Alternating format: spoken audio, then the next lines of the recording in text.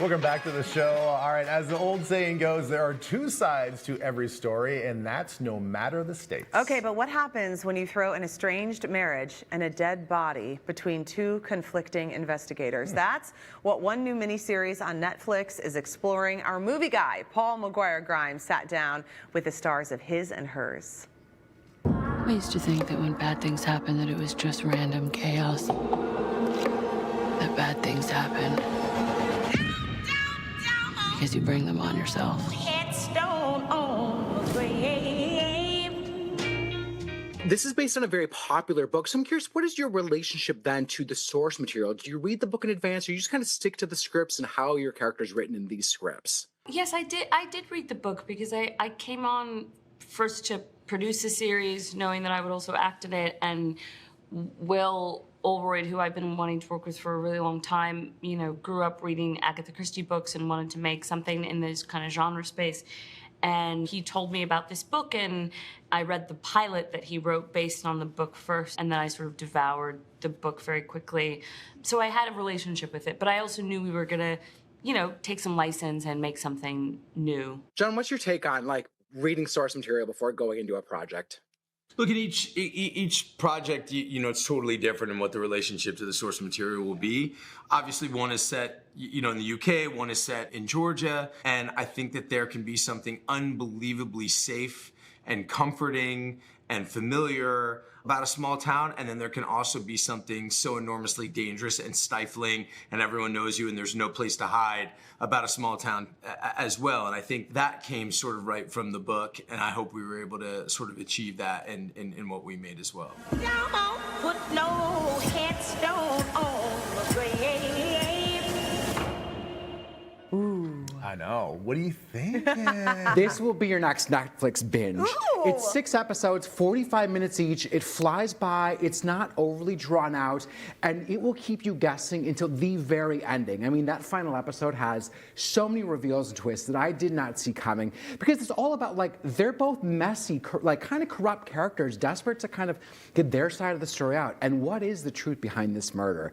And in every episode, something big happens. Okay, so they mentioned Agatha Christie, but this is not like a Glass Onion, No. sort of like whimsical, kind of funny. No. Is it stressful? It's stressful because, I mean, this dead woman appears in the middle of the woods, Yeah. and Tessa Thompson plays a journalist that's kind of missing for the last year now. All of a sudden she's back, and her ex is the police chief, and they both know more about this victim than they're leading on to anyone else.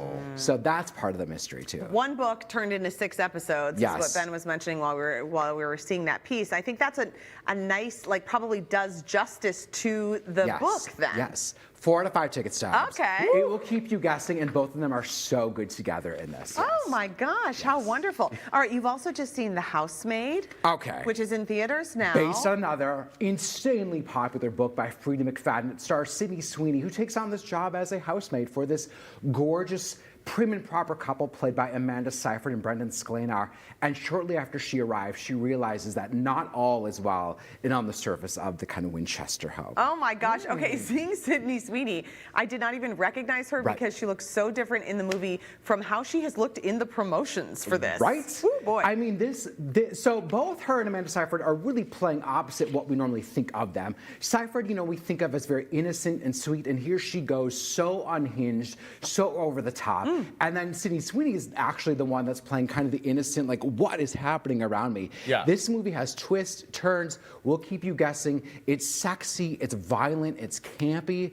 You know why people are now reading it and are obsessed with it. Yes. But it doesn't look too complex. It does look it's not overly complex. Yeah, it doesn't look like you have to be a deep thinker, and there's like a lot of hidden That's messages. nice. Yes. I don't want to think if you too deep. don't want like overly heavy dramatic, you can just sit through this and be like, oh my God, that's what happened, and then your jaw's on the floor, and then it's like, it's great. Okay, how many tickets? 4 out of 5 ticket stubs. The Housemaid. The sequel or the next book in this series has now been greenlit and will be coming out soon. You are on a roll. Okay, Good last stuff, one. yes. All right, this is the one I want to see, but I don't like the title of this one. Song Sung Blue. It's a Neil Diamond song title. I know. So it stars Hugh Jackman and Kate Hudson, who are both entertainers. They love, they do impersonations, and they decide to get married and form a Neil Diamond tribute band, and it's all about this tribute band and how they want to inspire and make everyone's day a little bit better due to Neil Diamond music. These two are so fun in real life. How do Yes. they do in this movie? I mean, it's an easy buy-in. Hugh Jackman knows how to entertain people. He's great in this. And Kate Hudson,